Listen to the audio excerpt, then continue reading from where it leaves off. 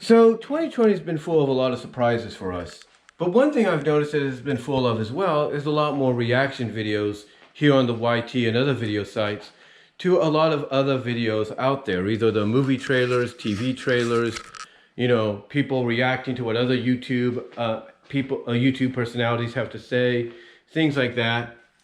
But one thing that's really surprised me when it comes to reaction videos is a sudden, surgence of people reacting to Peter Gabriel's Sledgehammer music video from 34 years ago, going to be 35 next year.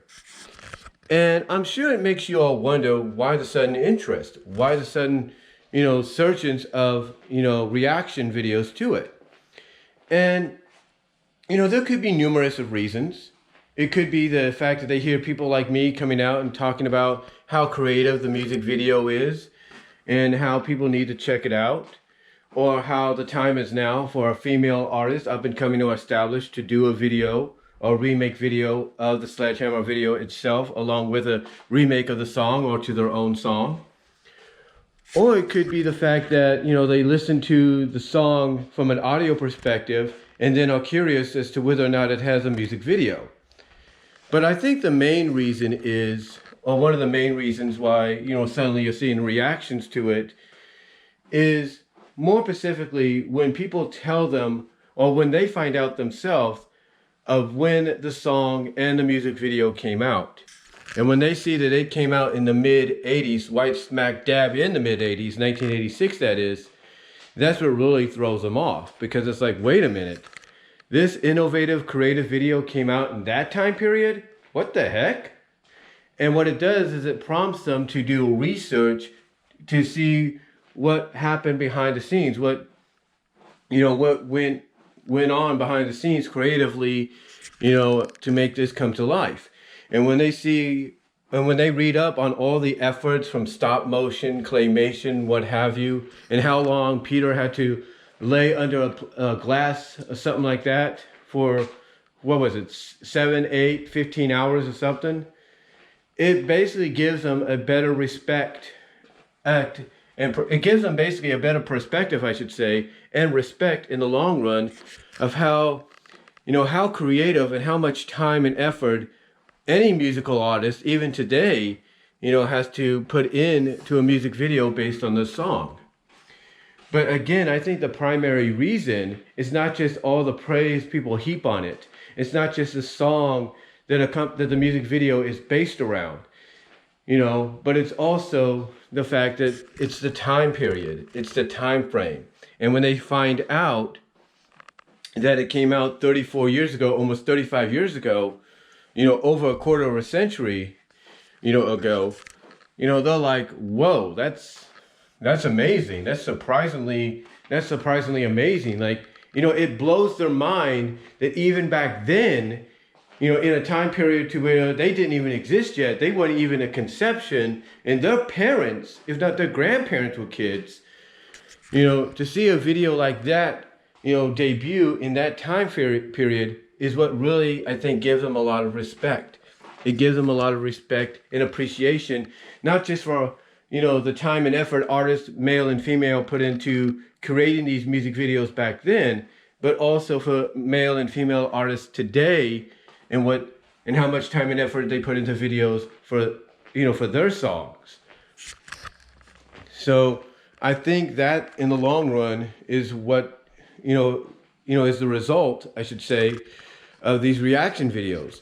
Mostly because of the fact that when people hear the time frame as to when it came out, it makes them want to do research on it, find out the behind the scenes information, and then by looking at the behind the scenes information and then going back and doing a reaction video to it just to see if it all matches up, again, it gives them a greater appreciation and respect for artists back then and now, and how much time and effort that artist has to put into the music video that's going to accompany their song that previously you heard from an audio perspective.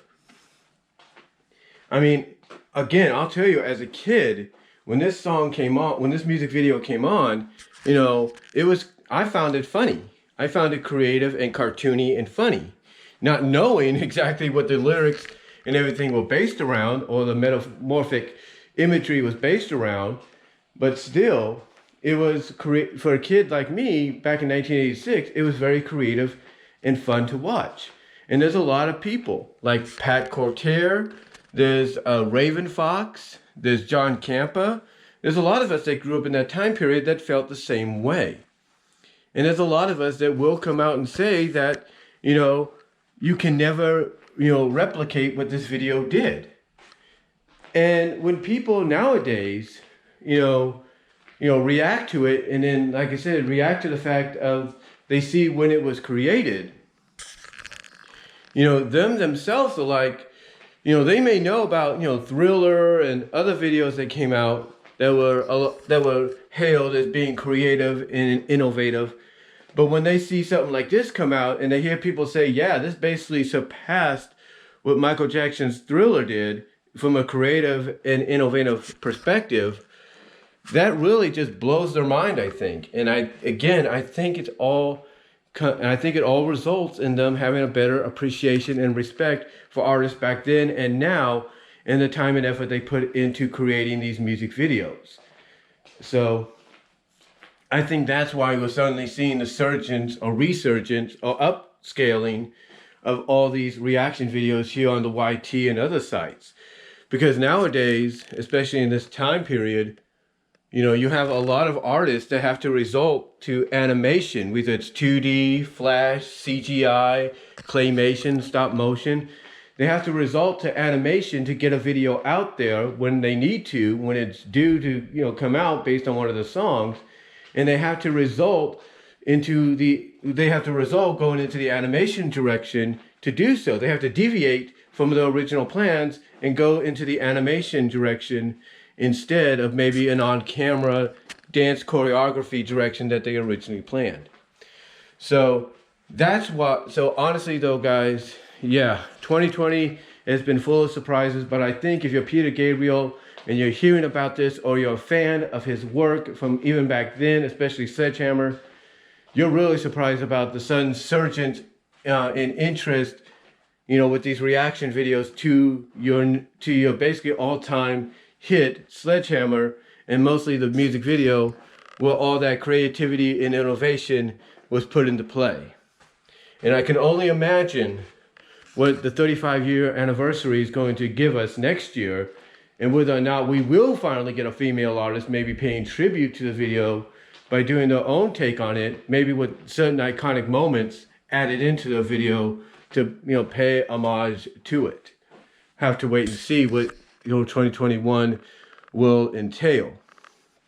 But yeah, a lot of people here in 2020, probably more so than previous years, are reacting to Sledgehammer. And again, I think it's because it's giving them a better, perspective and appreciation with how creative and time consuming these videos are for artists, especially now that they have to deviate to the animation, genre instead of what they originally planned. But let me know what you guys think down below. Comment if you like. What are your thoughts on the sudden surgence of interest with these reaction videos to Sledgehammer?